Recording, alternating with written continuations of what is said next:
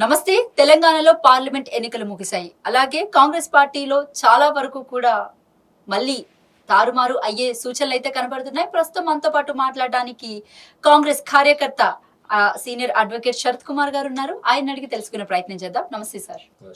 Sir, అసలు ఏం జరుగుతుంది కాంగ్రెస్ పార్టీలో? ఏంటి అసలు? మళ్ళీ ఏమైనా జరిగే అవకాశాలు ఉన్నాయంటారా? ఒకటి, కాంగ్రెస్ పర్ఫార్మెన్స్ మరీ పూర్గా ఉంటే సెన్సెస్ 2-3 స్థానాలకే పరిమితం అవుతాని చాలామంది పొలిటికల్ పండిట్స్, చాలామంది అంటే కాంగ్రెస్ అంటే గిట్టని వాళ్ళు చేస్తున్న ఒకవేళ వాళ్ళ మాటే కనుక నిజమైతే అప్పుడు మీరు అన్నట్టుగా చాలా సమస్యలు ఉంటాయి. కాంగ్రెస్ 6-7 స్థానాల్లో గెలిస్తే కొద్దిగా ఇనీషియల్గా 1 or 2 months కొంత అసహనం ఉంటుంది, కొంత సమస్యలు ఉంటాయి, కానీ తర్వాత సర్దుకోవద్దు అంతే. రైట్. ఎందుకు ప్రజల్లో ఇంత త్వరగా కాంగ్రెస్ పార్టీ మీద నెగిటివిటీ వచ్చేసింది? అంటే గవర్నమెంట్ ఫామ్ అయ్యి జస్ట్ 6-7 months అవుతుంది. పూర్తిగా నెగిటివిటీ వచ్చిందని నేను అన్నాను, కానీ no, I mean to say like 40%, right? Correct. అంటే ఏంటంటే కొద్దిగా కాంగ్రెస్ ప్రభుత్వం తను ఇచ్చినటువంటి మాటలకు కట్టుబడి ఉంటుందా అనే అనుమానాలు మాత్రం డెవలప్ అయినాయి. ఈ రైతు బంధు డిలే చేయడం వల్ల ముఖ్యంగా బల్క్ ఆఫ్ ది ఫార్మర్స్, తర్వాత ఇంకోటి ఏంటంటే మేము రైతు బంధు ఒకటే కాదు, మేము కౌలు రైతులకు కూడా మేము రైతు బంధు ఇస్తా అన్నాం. కాబట్టి ఈ దశలో అసలుకే మోసం వచ్చేలాగా ప్రభుత్వం బిహేవ్ చేయడం వల్ల కొంత అనుమానాలకు దారితీసిన మాట వాస్తవం. అయితే అది ఇంత ప్రబలంగా ఉంటుందా, అది పూర్తిగా ఎన్నికలలో రిజల్ట్స్ అన్ని తారుమారు చేస్తుందా అనేది కొద్దిగా వేచి చూడాల్సింది. కొంత అసంతృప్తి అయితే జమైంది. దానికి తోడు అగ్గి కాజ్యం పోసినట్టుగా ఈ పార్టీ ఫిరాయింపులు, విచ్చలవిడిగా జరిగినటువంటి ఈ పార్టీ ఫిరాయింపుల వల్ల పార్టీకి చాలా చెడ్డ పేరు వచ్చింది. ఇవాళ కాంగ్రెస్ పార్టీ ఒక యునైటెడ్గా, ఒక ఫోర్స్ లాగా ఉండే, ఒక సైన్యం లాగా ఉండేటువంటి కాంగ్రెస్ పార్టీ కార్యకర్తలు ఇప్పుడు 2గా విడిపోయారు. ఈ కొత్తగా వచ్చి చేరిన BRS turned Congress leaders plus original Congress, ప్రతి చోట ప్రతి పోలింగ్ బూతుల వారీగా వాళ్లకు గొప్పతనమా వీళ్ళకు గొప్పతనం, వాళ్ళకు ప్రాధాన్యతనా వీళ్ళకు ప్రాధాన్యతనా అని ఒక డివిజన్ అనేది ఒకటి జరిగింది. ఈ రెండు చాలా అనాలోచితమైన పనులు. ముఖ్యమంత్రి యాజ్ ఏ పిసిసి అధ్యక్షుడిగా కొంత ఆలోచన చేస్తే బాగుంటుంది. రైట్. మరొక విషయానికి వస్తే కనుక, ఎక్కువగా మొన్న నేను మహబూబ్ నగర్ లో జరిగినటువంటి సభ ఏదైతే ఉందో అక్కడ వాళ్ళు ఫ్లెక్సెస్ మీద క్లియర్ కట్ గా రాసి పెట్టుకున్నారు. ఇది 5 గ్యారెంటీల అమలు చేశాము, గవర్నమెంట్ వచ్చిన దగ్గర నుంచి 5 గ్యారెంటీలు అమలు చేశామని చెప్పేసి అని ఫ్లెక్సెస్ లో రాసుకుని మరి అంటే లైక్ వాళ్ళు చూపించుకున్నారనమాట. సో దాని గురించి ఏం చెప్తారు అసలు? మహా అయితే ఫ్రీ బస్ ఒకటి, 200 యూనిట్లు కరెక్ట్ ఒకటి, అది కూడా కొంతమందికి వచ్చింది. గ్యాస్, అది కూడా కొంతమందికి వచ్చింది. బట్ ఎక్కడ 5 గ్యారెంటీలు ఏమున్నాయి? మహాలక్ష్మి పథకంలోనే దాదాపు 3 ఉన్నాయి. ఏమా ఇప్పుడు మీరే చెప్తున్నారు ఏమని ఇవన్నీ అమలు జరగలేదని. మా పార్టీ పరంగా మేము ఏం అమలు చేయాలని చెప్పమంటారా? మరి మీ పార్టీ వాళ్ళే చెప్తున్నారు కదా.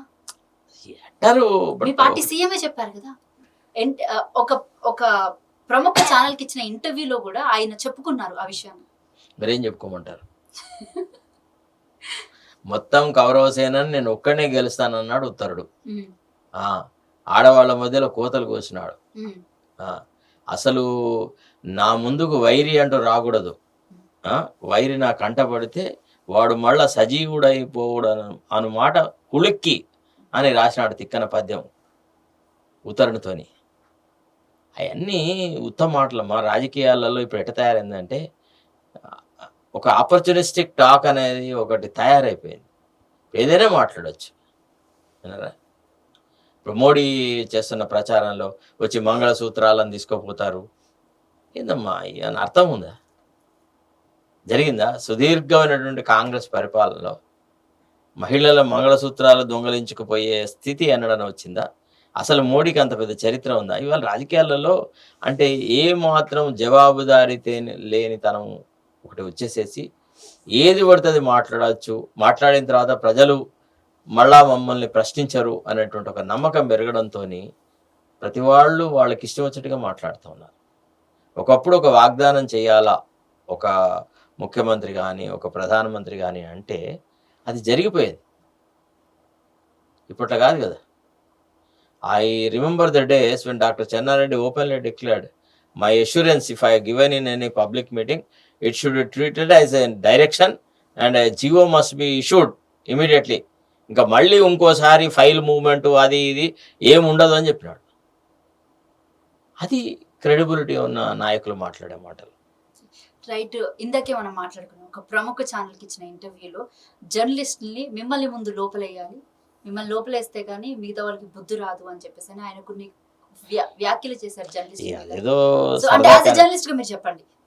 అదేదో సరదా కానీ ఉంటాడు, కొంత భయపెట్టేటువంటి మాటలు అన్నట్టు. అంటే ఏ జర్నలిస్ట్ అరెస్ట్ చేస్తాడు, ఏ ప్రొవిజన్ ఆఫ్ లా కింద అరెస్ట్ చేస్తాడు చెప్పండి. ఒకవేళ ఫర్ ఎగ్జాంపుల్ మీరు నేను ఎవడో ఉన్నారు, అంటే జరిగిన ఇంటర్వ్యూలో ఒక జర్నలిస్ట్ అడిగిన ప్రశ్న ఏంటంటే బూతులు మాట్లాడుతున్నారు, డ్రాయర్ల గురించి అని, లంగాలు కట్టుకోని, ఇలా చీరలు కట్టుకోమని, ఈ కైండ్ ఆఫ్ వర్డ్స్ మాట్లాడిన క్వశ్చన్ ని ఒక జర్నలిస్ట్ అడిగితే ముందు ఇలాంటివి ప్రచారం చేయకుండా మిమ్మల్ని జైల్లో వేయాలి, అప్పుడు కానీ బుద్ధి రాదు, సమాజంలో సిగ్గు రాదు అని చెప్పేసి మాట్లాడాడు ఆయన. అట్లా మాట్లాడాల్సి కాదు ముఖ్యమంత్రి తన స్థాయిలో, కానీ మరి ఆయన మాట్లాడు ఏం చేస్తాం.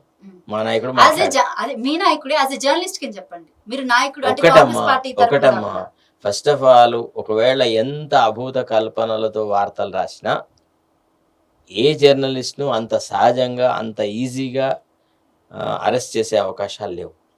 లలిత కుమారి జడ్జిమెంట్ తర్వాత మీరు ఏ ప్రొవిజన్ ఆఫ్ లా పెట్టినా బిలో 7 years పనిష్మెంటే ఉంటాయి. 41A నోటీస్ ఇవ్వాల్సిందే.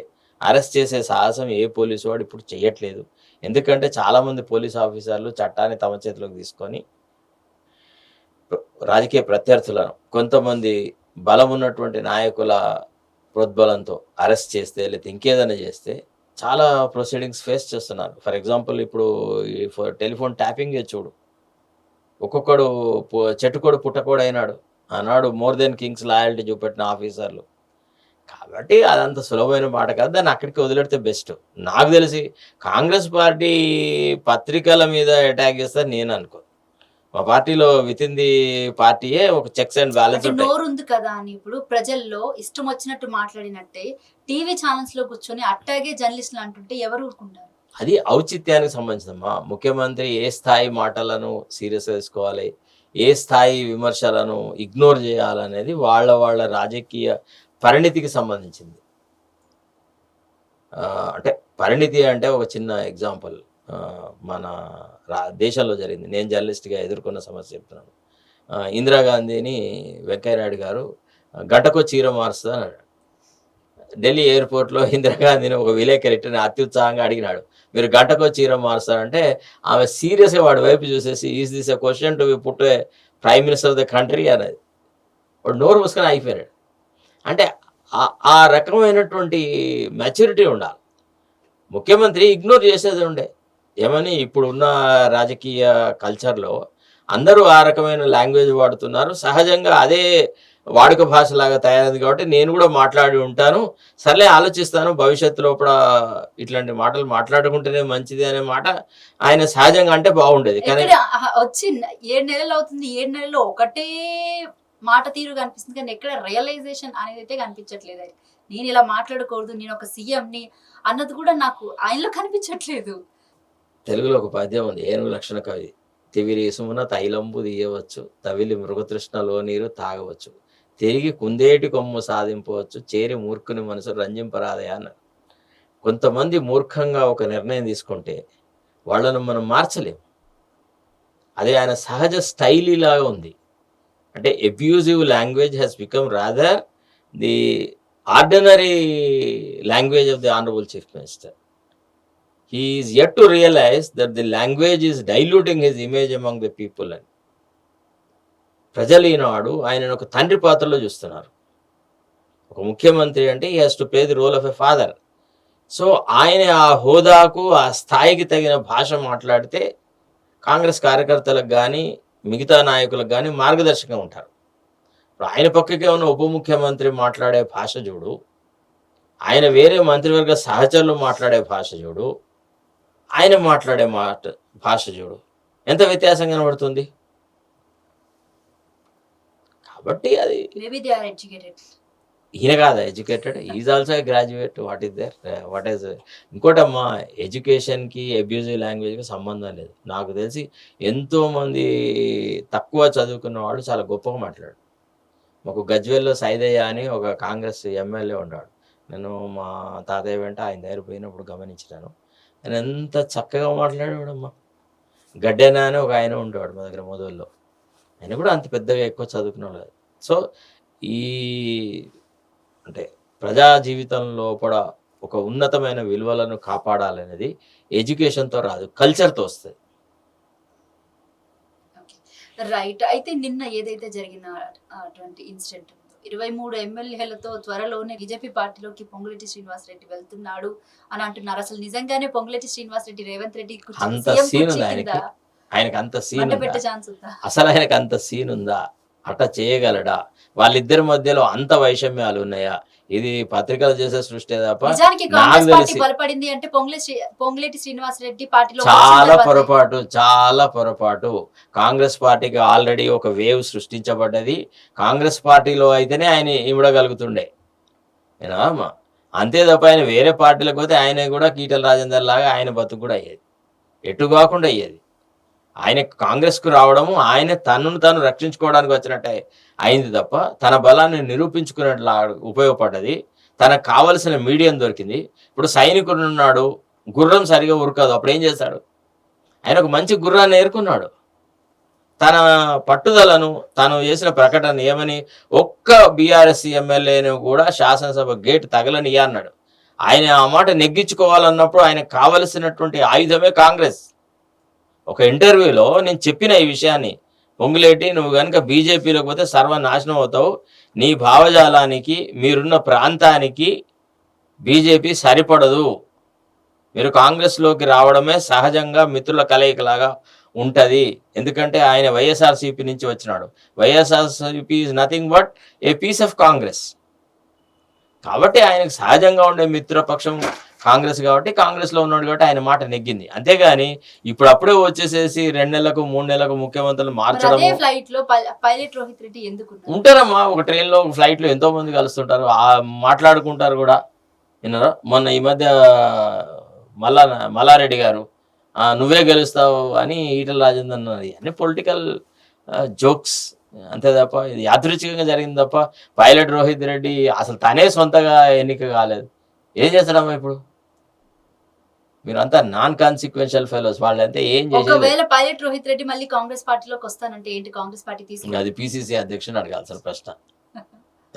ఎంతో మంది వచ్చినారు దాదామాలు. అసలు పార్టీని రోజు పార్టీ నాయకత్వాన్ని విమర్శించిన వాళ్ళు, రేవంత్ రెడ్డినే స్వయంగా నువ్వు అమ్ముడు పోయినావని, నువ్వు పిసిసి అధ్యక్ష పీఠాన్ని కొనుక్కున్నావని చెప్పిన వాళ్ళు కూడా వేరే పార్టీ, మా పార్టీని వదిలిపెట్టి వేరే పార్టీలోకి పోయినారు. వేరే పార్టీ నుంచి మళ్ళీ మా పార్టీలోకి వచ్చినా ఈనాడు రేవంత్ రెడ్డి పక్కకి నిలబడ్డారు. చాలా కామన్. మరి రేవంత్ రెడ్డి బీజేపీ పార్టీలోకి వెళ్తారంటారు? ఎందుకు వెళ్తాడు? అవసరం చెప్పండి ఒక మాట. ఇక్కడ ముఖ్యమంత్రిగా ఉన్న వ్యక్తి ఎందుకు బీజేపీ పార్టీకి పోతాడు? త్వరలోనే సోనియా గాంధీ కానివ్వండి, రాహుల్ గాంధీ కానీ వీళ్ళంతా కూడా కొట్టుకొని రేవంత్ రెడ్డిని సీఎం కుర్చీలోంచి దింపేసి ఇంకొకరిని ఎక్కిస్తారు అనేది బయట బాగా నడుస్తున్న ఫస్ట్ ఆఫ్ ఆల్ ఇప్పుడు అట్లాంటి అవసరం లేదు. ముఖ్యమంత్రిని మార్చేటువంటి పరిస్థితి ఇంతవరకు తలెత్తలేదు. First point.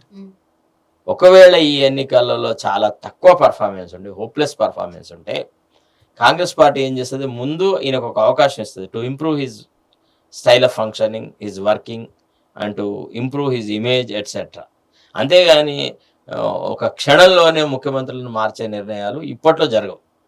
గత కొంతకాలంగా ఎప్పుడు జరగలేదు. ఏ కాంగ్రెస్ పాలిత రాష్ట్రాల్లో కూడా ముఖ్యమంత్రిని అంత సులభంగా మార్చలేదు అన్నారా. కాబట్టి ముఖ్యమంత్రి మారుతాడా అనేటువంటి ఊహాగానమే తప్పు. అయితే ఆయన తనకు తానుగా ఒకవేళ ఆ పనిష్మెంట్ వేసుకుంటే, ఎందుకంటే ఆయన రెఫరెండం అన్నాడు, పార్లమెంటరీ పార్టీ ఎన్నికలు అనేది it's a referendum on my governance, it would show our acceptability to the electorate. ఒకవేళ ప్రజలు దాన్ని ఒప్పుకోకుంటే అప్పుడు చూద్దాం అన్నట్టుగా మాట్లాడినాడు. సో మరి ఆయనే ఆ మాట కట్టుబడి ఉండాల్సి వస్తుంది. ఒకవేళ నిజంగా కనుక ఎన్నికల్లో తీర్పు పూర్తిగా కాంగ్రెస్కు విరుద్ధంగా వచ్చింది అనుకోండి, ఇప్పుడు గెలుపుకు ఆయనే బాధ్యత వహిస్తున్నప్పుడు ఓటమి కూడా ఆయనే బాధ్యత వహించాల్సి వస్తుంది కదా. విన్స్టన్ చర్చిల్ ఒక విషయం చెప్పినాడు, ఏమని? Success he's got many fathers and defeat is orphan అన్నాడు. ఓటమికి తల్లిదండ్రులు లేరు, అది ఆర్ఫన్. కానీ విజయానికి మాత్రం మేమందరం కారకులు అంటారు. సో ఈయన ధైర్య సాహసాలతో ఇది రెఫరెండం అన్నాడు కాబట్టి అంతే ధైర్య సాహసాలు రేపు ఎన్నికల ఫలితాలు వచ్చినాక ప్రదర్శిస్తాడని ఎక్స్పెక్ట్ చేద్దాం. Okay, right. అయితే మరొక విషయానికి వస్తే కనుక రైతు బంధు ఇప్పటి వరకు కూడా చాలా మంది ఖాతాల్లో పడలేదని అంటున్నారు. రైతు బంధుకే దిక్కు లేదు ఈ ప్రభుత్వానికి, రైతు భరోసా వస్తుందంటారు? ఎందుకు రాదమ్మా? ఇవ్వాలన్న చిత్తశుద్ధి ముఖ్యమంత్రికి ఉంటే రైతు భరోసా ఇవ్వచ్చు. ఖజానా అంతగానే కేసీఆర్ మొత్తం ఖజానా ఖాళీ చేసి వెళ్ళిపోయాడు, మా దగ్గర డబ్బులు లేవు, అప్పులు తెచ్చి ఇప్పుడు మొత్తం అంతా మేము ఇచ్చేయాలి అని చెప్పేసి కామెంట్స్ చేస్తున్నారు కాంగ్రెస్ పార్టీ నాయకులు. మరి మీరేం ఒకటమ్మా, చెప్తారు? ఎప్పుడైనా కానీ అప్పులు చేయకుండా అన్నారా పరిపాలన సాగించే పరిస్థితి ఏ రాష్ట్రంలో లేదు. నాట్ ఓన్లీ ఇన్ తెలంగాణ, పక్కకున్న ఆంధ్రాలో లేదు, కర్ణాటక లేదు, కేరళ లేదు, ఈవెన్ కమ్యూనిస్టుల ప్రాబల్యం ఉన్న మమతా బెనర్జీ కూడా అప్పులు చేస్తుంది. ఇప్పుడు అప్పులు చేయడం అనేది సమస్య కాదు, అప్పులు చేయడం అనేది తప్పు కాదు. అయితే ఆ అప్పులు చేసి తీసుకొచ్చినటువంటి డబ్బుని ప్రొడక్టివ్ ఎక్స్పెండిచర్ చేస్తున్నామా లేదా, రాష్ట్రంలో సంపద వృద్ధి జరగడానికి ఉపయోగపడుతుందా లేదా అనేది ఒక ముఖ్యమైన అంశం. ఆ అప్పులు తీసుకువచ్చేసి వీళ్ళే విలాసవంతమైనటువంటి జీవనం గడిపితే ఇట్లాంటి పరిస్థితులలో రాష్ట్రం మీద రుణభారం వేస్తే తప్పు అని అంటాం. ఈవెన్ అదర్వైజ్ రాష్ట్రంలో సంపద పెరుగుతూనే ఉంది కదా, రాష్ట్ర రాబడి అనేది పెరుగుతూ వస్తుంది, తగరగట్లేదు. రాబడి తగ్గేటువంటి కార్యక్రమం ఏది జరగలేదు. తర్వాత ఒక మంచి ఆర్థిక మంత్రి ఉంటే he knows how to balance the income and expenditure. The most unfortunate part of it is the Honorable Chief Minister would have considered making a good economist as his advisor, like how Dr. Channareddy did it, Dr. BPR Vittal అని అతను పెట్టుకున్నాడు. అటనే ఇంతమంది reserve bank గవర్నర్లు retire అయిన వాళ్ళన్నారు కదా, ఎవరి సేవలను వినియోగించుకునేదండి.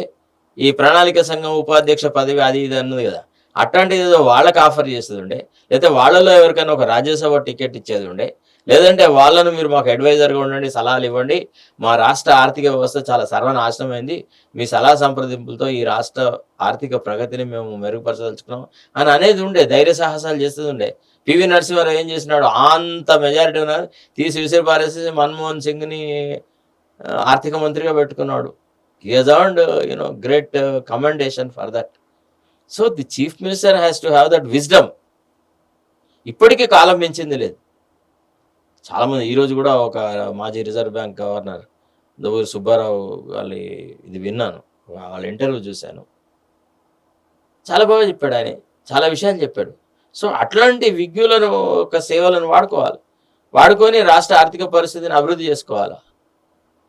I'm not suggesting any slight to Damodar Rajanarasimha or anybody, ఎవరు మళ్ళీ బట్టి విక్రమార్కన్ కానీ వీళ్ళ గురించి నేనేం మాట్లాడలేదు. వాళ్ళు they are capable leaders, they can deal with all the problems. ఆయన అన్నాడు వైద్యం విషయంలో కొన్ని కామెంట్స్ చేసినాడు. So in that context I'm saying I'm not slighting the honourable ministers, but at the same time ఒక ఆర్థిక వ్యవస్థను మళ్ళీ గాడిలో పెట్టాలన్నది ఒక టెక్నికల్ సబ్జెక్టు, ఒక ఎక్స్పర్టైజ్తో రిక్వైర్మెంట్ ఉంటుంది.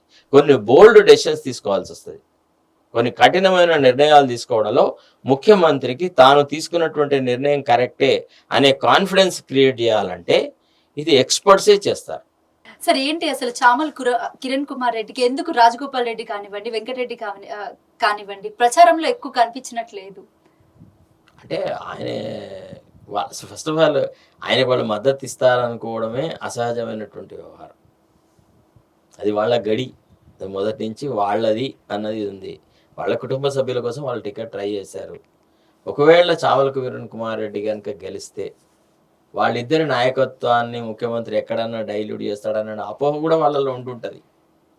తర్వాత నిన్న మొన్నటి వరకు రెగ్యులర్గా తిట్టుకొని ఈరోజే కలిసి ఉంటారన్నా కానీ కొంత గెలవాలని ఆశిస్తాం పార్టీ వ్యక్తిగా. ఆయన గెలుస్తాడా లేదా అనేది రేపటి రిజల్ట్ చెప్తుంది. మీరు కర్ర విరగట్లేదు, పాము చావట్లేదు, నాకేంటో అర్థం కావట్లేదు మీరు అనే మాటలకి. అలా కాదమ్మా, ఇప్పుడు మద్దతు ఇవ్వట్లేదని మీరే అంటారు, గెలవాలని ఆశిస్తానని మీరే అంటారు. ఆయన సొంతగా నేను ఒక్కడిని ఏకంగా గెలుస్తానన్న ప్రకటన చేసినాడు చామల కిరణ్ కుమార్ రెడ్డి. ఆయన ఏమన్నా తక్కువ తిన్నాడా చెప్పండి? ఆయన తక్కువ తిన్నాడా? ఆయన ఒకప్పుడు కాంగ్రెస్ అధినాయకత్వాన్ని వ్యతిరేకించిన వ్యక్తి. అన్నీ నేనే చేసుకుంటానన్న కాన్ఫిడెన్స్ వ్యక్తం చేసిన వ్యక్తి, అయినా పార్టీ టికెట్ సంపాదించడంలో అంత కృషి చేసిన వ్యక్తి తనకు పూర్తిగా ప్రజల మద్దతు ఉందన్న భావనలోనే టికెట్ తెచ్చుకుంటాడా, లేకపోతే తర్వాత టికెట్ తెచ్చుకున్నాక దీన్ని నమ్మకానికి పెడతాం వేలానికి పెడతాం అనుకుంటాడా? చేయడు కదా. So definitely wheel hope Congress పార్టీకి ఉన్న మద్దతుతోనే ఆయన గెలవాలా, గెలవలేదు అనుకో ఆయన కర్మ. రైట్. మరి ఉత్తమ్ కుమార్ రెడ్డి అసలు ఏమైపోయారు? ఆయన ఎక్కడ పత్తా లేకుండా పోయింది. ఆయనకి ఏమైంది? అసలు ఎక్కడ ఆయన మాట కానివ్వండి, ఆయన గురించి ఎక్కడ ఆయన ఎప్పుడూ మిత భాషే. ఆయన ఎప్పుడు అనవసరంగా ఈ అకర్రని మాటలు మాట్లాడిన వ్యక్తిత్వం కాదు ఆయనది. చాలా రిజర్వ్డ్ గా ఉంటాడు, చాలా హంబుల్ గా ఉంటాడు. ఆయన ఏం చెప్పదలుచుకున్నాడు అది కుండ బద్దలు కొట్టినట్టు చెప్తాడు. ఆయన చెప్పాడు కదా, ఏది రేవంత్ రెడ్డి గారు కోమటిరెడ్డి గురించి మాట్లాడిన విషయంలో ఏది నా తర్వాత ముఖ్యమంత్రి ఆయన అంటే నేను ముఖ్యమంత్రి మాటలు పట్టించుకోవట్లేదు, అది పార్టీ అధినాయకత్వం చూస్తుంది, శాసనసభ్యులు డిసైడ్ చేస్తారు. అట్లాంటి అసలు మార్పే ఇప్పుడు ఆలోచన లేదు, ఆ స్థానం ఖాళీగా లేదు. ఈ దశలో ఆ మాట దాని మీద చర్చ అనేది అవసరం లేదని ఆయన చాలా ఈజీగా కొట్టి పారేస్తున్నాడు. That shows his political maturity. What is wrong with that? Bhatti Vikramarka గారు అసలు ఏమైపోయారు? ఆయన అసలు ఎక్కడ కూడా కనిపించట్లేదు, మాట్లాడట్లేదు. అంటే వాళ్ళందరూ రోజు వచ్చి, ఇప్పుడు చూడమ్మా ఇది ఒక నాటక రంగం అమ్మా, ఎవరి పాత్ర ఎక్కడ అవసరం ఆ పాత్రే. క్యాబినెట్ అంటే సీఎం ఒక్కడే కాదు కదా ప్రచారం చేసేది, క్యాబినెట్ లో ఉన్న కొంతమంది కూడా తిరుగుతా ఉంటారు, మాట్లాడుతూ ఉంటారు. అసలు వాళ్ళంతా ఏమైపోయారు, ఎక్కడికి వెళ్ళిపోయారు? వాళ్ళ కొన్ని బాధ్యతలు అప్పగించుంటాడు ముఖ్యమంత్రి, ఆ బాధ్యతలు వాళ్ళు నిర్వర్తిస్తుంటారు. ఇప్పుడు స్పోక్స్ పర్సన్ మాట్లాడినంతగా వేరే వాళ్ళు మాట్లాడరు కదమ్మా. అట్టనే ముఖ్యమంత్రి స్పోక్స్ పర్సన్ లాగా, ముఖ్యమంత్రి లాగా అన్ని రకాలుగా మాట్లాడినాడు. ఇది ఆయన యొక్క ఇమేజ్కి సంబంధించిన వ్యవహారం కాబట్టి ఆయన ఎక్కువ లీడ్ రోల్ ప్లే చేసినాడు. మిగతా మంత్రులు కూడా రోల్ ప్లే చేస్తూ ఉన్నారు. మీ పార్టీకి సంబంధించి ఎన్ని సీట్లు గెలుస్తారని మీరు అనుకుంటున్నారు? నేనైతే 6-7 గెలుస్తాను అనుకుంటున్నాను. ఎందుకు సార్ అంత ఈజీగా తీసి పడేస్తున్నారు? 17 దగ్గర నుంచి 6-7 అక్కడికి వెళ్ళిపోయారు. మరి మిగతా 11 సీట్లు? బీజేపీ చాలా గణనీయంగా ఇంప్రూవ్ అయింది మా రాష్ట్రంలో. రెండు, మా పార్టీ క్యాండిడేట్ సెలక్షన్ సరిగా లేదు అనేది మొదటి నుంచి నాకున్న అనుమానం. మీరు నన్ను నా ఎస్టిమేషన్ అడిగారు, నేనేం రేపు ఖచ్చితంగా అంతమందినే గెలవాలని మిగతా వాళ్ళని ఓడగొట్టే సత్తా సామర్థ్యాలు కూడా నాకు లేవు. నా ఎస్టిమేషన్ అడిగినారు. According to my wisdom, my estimation of things, I'm expecting 6 to 7 seats. మరి బీఆర్ఎస్కి ఎన్ని వచ్చే ఛాన్స్ ఉన్నాయంటారు? ఏమో మరి 1-2 వస్తే ఎక్కువ నాకు తెలిసి. ఎందుకంటే చాలా చోట్లలో వాళ్ళ క్యాండిడేట్స్ దాదాపుగా ప్రచారాన్ని ఆపేస్తున్నారు, వాళ్ళు ఏం పెద్ద పట్టించుకోలేదు. సీరియస్గా దే డిడ్ నాట్ క్యాంపెయిన్. ఒకవేళ చేస్తుంటే గెలిచేవారు? అది వాళ్ళే అది ఊహాజనితమైన ప్రశ్న, ఊహాజనితమైంది. వాళ్ళ సెలక్షనే క్యాండిడేట్ సెలక్షన్ వ్యవహారాల నుంచి మొదలెడితే వానరుల విషయంలో. కానీ ఇప్పుడు ఇమ్మీడియట్గా అంటే ఫస్ట్ ఆఫ్ ఆల్ ఈ కవిత ఇన్సిడెంట్ అనేది బీఆర్ఎస్ యొక్క క్యాంపెయిన్ మీద చాలా పెద్ద ప్రభావం చూపెట్టేది. కవితను అరెస్ట్ చేయడము, కవిత పదే బెయిల్స్ కోసం ప్రయత్నం చేయడము, తర్వాత కవితను ముఖ్యమంత్రి పోయి పలకరించి రాలేదని, తర్వాత ముఖ్యమంత్రి కుటుంబ సభ్యులే పచ్చి అవినీతి పరులని, ఒకప్పటి ముఖ్యమంత్రి, అట్లా కేసీఆర్ మీద జరిగిన ప్రచారము, కవిత అరెస్ట్తో ఇదంతా నిజమే అనే సంగతి ఒకటి తేలింది. రైట్. మరి మీరు చెప్పండి, ఏంటి కవిత అసలు ఇప్పట్లో బెయిల్ వచ్చే ఛాన్స్ ఉందంటారా లేదంటారా? ఇప్పుడున్న సుప్రీంకోర్టు తీర్పుల ప్రకారం అయితే కష్టం. ఎందుకంటే ఇక్కడ ఎన్నికలు కూడా అయిపోయినాయి. కేజ్రీవాల్కి ఇంటర్మ్ బెయిల్ ఇచ్చింది ఎందుకు? Is chief minister and he's the leader of president of a particular political party which is in power in 2 states. He has to necessary campaign once for 5 years elections వస్తాయి కాబట్టి ఇస్తే తప్పేం లేదన్నారు. ఇప్పుడు ఆమె she has lost that opportunity. Like any other accused she has to face this situation. But ఇప్పట్లో కష్టమే. ఆంధ్ర విషయానికి వస్తే ఏం చెప్తారు? అసలు ఏంటి, ఎవరు గెలుస్తారు అనుకుంటున్నారు? చాలా నిన్నటి వరకు చూసాం అసలు ఆంధ్రాలో పాలిటిక్స్ ఎలక్షన్ టైంలో ఏ రకంగా ఉన్నాయి మనం అందరం చూసాం. కొట్టుకున్నారు, నరుక్కున్నారు, చంపుకునే స్టేజ్కి వెళ్ళారు. ఏంటి, ఎవరు గెలుస్తారు అనుకుంటున్నారు? నేను మొదటి నుంచి ఊహిస్తుంది ఏంటంటే చంద్రబాబు నాయుడు బీజేపీతో పొత్తు పెట్టుకోకుండా he would have become force to reckon with. ఆయన బీజేపీతో పొత్తు పెట్టుకొని ఒక రకంగా రాజకీయంగా తప్పుడు నిర్ణయం తీసుకున్నాడేమో అని. మౌత్ టాక్ ఎక్కువగా ఉంది కదా. ఎవరమ్మా ఇక్కడ అసలు యాక్చువల్లీ మీడియా అంతా కంట్రోల్ బై పర్టికులర్ క్యాస్ట్, వాళ్ళ వల్లే జరుగుతుంది అంతా. ఈ గోలంతా ఎవరి వల్ల జరుగుతుందమ్మా? ఒక పర్టికులర్ కులం వాళ్ళు మీడియాలో ఎక్కువ ఉండడం వల్ల వాళ్ళకి సహజంగా చంద్రబాబు అవతల పార్టీ వాళ్ళు కూడా అగ్రకులం వాళ్ళే కదా, వాళ్ళు కూడా ఒక మీడియా సంస్థను నడుపుతున్న పార్టీ వాళ్ళే కదా, మరి వాళ్ళు ఎందుకు ఇచ్చేయలేకపోతున్నారు? ఇప్పుడు ఎట్లుంటుంది అంటే ఒక పెద్ద పులి, ఒక నక్కల సమూహం ఏవి ఎక్కువ వస్తాయమ్మా, ఎవరి గోల్ ఎక్కువ వినాస్తుంది, నక్కలదే. ఇది అంతే, ఇది అంతే. ఓకే. అంతే తప్ప సహజంగా వీళ్ళందరికీ మానసికంగా ఉంది, మా బాబు గారు గెలవాలి, మా బాబు గారు గెలవాలా. అంటే ఒక్కటి చెప్పండి, ఇక్కడ చంద్రబాబు నాయుడు నిజంగా ఆంధ్రాని డెవలప్ చేసే విధంగానే ఈ ఎన్నికల్లో అంత హోరాహోరీగా పోటీ చేశారని అనుకుంటున్నారా, లేకపోతే కేవలం జగన్ మీద గెలవాలి, ఎట్లయినా సరే ఓడగొట్టాలి అన్న దాని మీదే ఆయన ఇంతలా చేశారనుకుంటున్నారా? ఇదంతా ఏది లేదు. Is more concerned about the political future of his son, అంతే. ఓకే. ఆయన కొడుకు రాజకీయ భవిష్యత్తు గురించే ఆయన ఏదన్నా ఒకటి, నేను నా జీవిత కాలంలో ఒక పని సాధించి పెట్టాలి, నా కొడుకును స్థిరపరచాలి, తెలుగుదేశం పార్టీని ఎట్లయితే ఆయన కబ్జా పెట్టినాడో అట్టనే ఆయన కొడుకు ఐఎస్డీస్గా ఈ కిరీటాన్ని ఇవ్వాలన్న ఉద్దేశంతో కొట్లాడు. అంతే తప్ప ఆంధ్ర ప్రజల మెరుగు లేదు, ఆంధ్ర ప్రజల అభివృద్ధి లేదు, ఎంత వస్తుంది డొల్లా. అసలు రాజకీయ పార్టీలు హైదరాబాద్ డెవలప్ చేసింది చంద్రబాబు నాయుడు. ఇప్పుడు అలాగే అంటే రెండు తెలుగు రాష్ట్రాలు విడిపోయిన తర్వాత ఇప్పుడు ఆంధ్ర మీద ఫోకస్ పెట్టాలి, ఆంధ్రాని డెవలప్ చేయాలి అన్నట్టు ఇది చేస్తున్నారు. మీ కామెంట్ ఏంటి అసలు? ఆయన కాలంలో కొంత డెవలప్మెంట్ జరిగిన మాట వాస్తవం. సహజంగానే మార్పు అనేది ఎట్లుంటుందంటే, change is the art of nature. ప్రకృతి పరంగానే మార్పు అనేది వస్తుందమ్మా ఎవరి జీవితంలో అయినా. సో ఆ మార్పు కొంత క్రెడిట్ ఆయనకి ఇవ్వడం తప్పులేదు. He has done good service as the chief minister of Andhra Pradesh, there is no doubt about it. తర్వాత ఆయన గాడి తప్పాడు. అంటే సహజంగా రాజనీతిజ్ఞత కంటే ఎక్కువగా జగన్ మీద ఒక పోరాటం చేయాలి, జగన్ ఒక అవినీతి పరుడని, ఒక సైకో అని ఒక ముఖ్యమంత్రిని పట్టుకొని అనడము, ఇదంతా చాలా ఎబ్బెట్టుగా ఉంది, తప్పు అది. ఇప్పుడు ఆయనని ఏదన్నా విమర్శిస్తేనేమో ఆయన అర్థం చేసుకోడు, దాన్ని డైజెస్ట్ చేసుకోలేడు. కానీ ఒక ఎన్నికైన ముఖ్యమంత్రిని అప్పుడు సైకో తప్ప ఇంకో పదం వాడు, అవినీతి పరుడు అని ఎక్కువ ప్రొజెక్ట్ చేయాలని ట్రై చేస్తాడు. ఈ అవినీతి నుంచి ఎవడు దూరంగా ఉన్నాడని చెప్పి ఇవాళ రాజకీయాలలో పూర్తి స్వచ్ఛమైన స్ఫటికాలను వెతుకుదాం. ప్రజలు అవినీతి గురించి పట్టించుకోవడం మానేసరికి అందరికి ఎవడు వస్తే వాడు దోచుకుంటాడు, మా కొరిగేది ఏం లేదు అని ఏదో తీసుకున్న డబ్బులకే ఓట్లు వేస్తున్నారు తప్ప లేదా ఖచ్చితంగా వీళ్ళే ముఖ్యమంత్రి ఉండాలని ఓట్లు వేసే రోజులు లేవు కదా. అలా జరుగుతుంది. రైట్. ఓటమి భయంతోనే జగన్ లండన్ పారిపోతున్నాడు. ఎందుకు లాస్ట్ టైం కూడా వెళ్ళాడు ఎన్నికల తర్వాత. ఆయన ప్రతిసారి సమ్మర్లో వెళ్ళిపోయి వస్తుంటాడు కదా, దానికేం లేదు. ఆయన ముఖ్యమంత్రి, ఆయన ఎటు పారిపోతాడమ్మా. ఇక్కడ ఏం చెప్తే ఆయనకు ఉరిశిక్ష వేస్తారా తిరిగి వాపస్ వస్తే? డైరెక్ట్గా ఏమో డే లైట్ మర్డర్ చేసిన వాళ్ళంతా సమాజంలో తిరుగుతున్నప్పుడు ఒక ఎన్నికైన ముఖ్యమంత్రి, అదంతా చెత్త విమర్శ. I don't subscribe to such criticism. Right. ఎన్నికలంతా ఒక ఎత్తు, పిఠాపురం అనే నియోజకవర్గం ఒక ఎత్తు.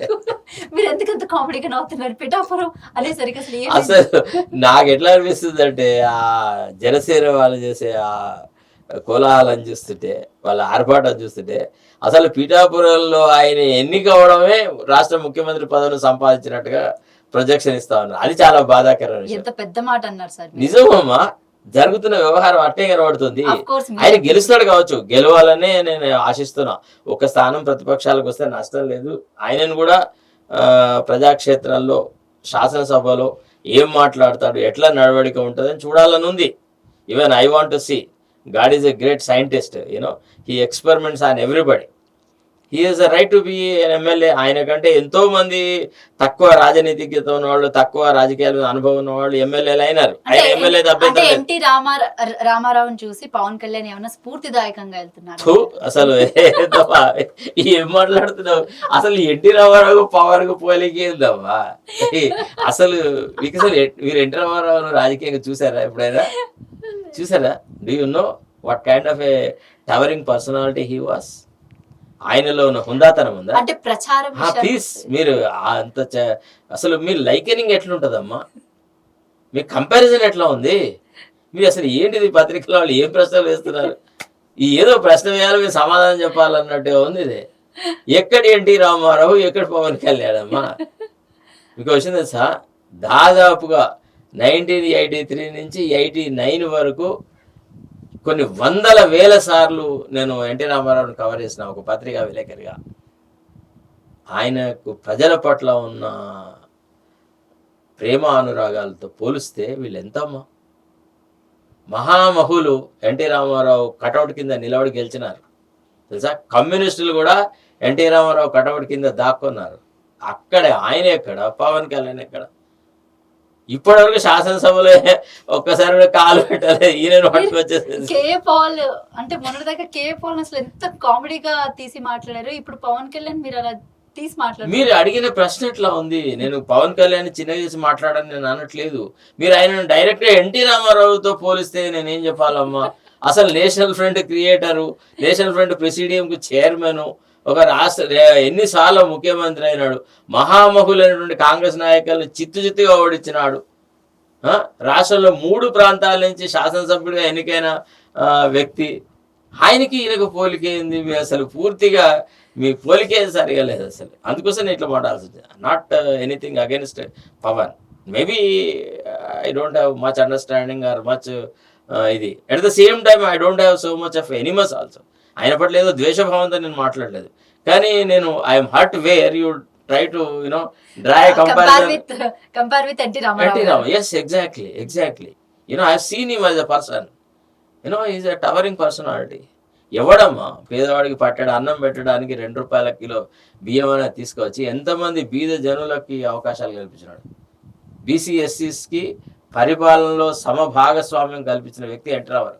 గాయనికి పవన్ ఏందమ్మా మీరు అడిగే ప్రశ్న అర్థం లేదు, నేను చెప్పే సమాధానం ఇంకా. Thank you sir, thank you so much sir, మీ విలువైన సమయాన్ని మాకు కేటాయించినందుకు. Thank you. ఇది కాంగ్రెస్ కార్యకర్త సీనియర్ అడ్వకేట్ శరత్ కుమార్ గారితో ప్రత్యేక ఇంటర్వ్యూ. మరొక ఇంటర్వ్యూతో మళ్ళీ కలుద్దాం.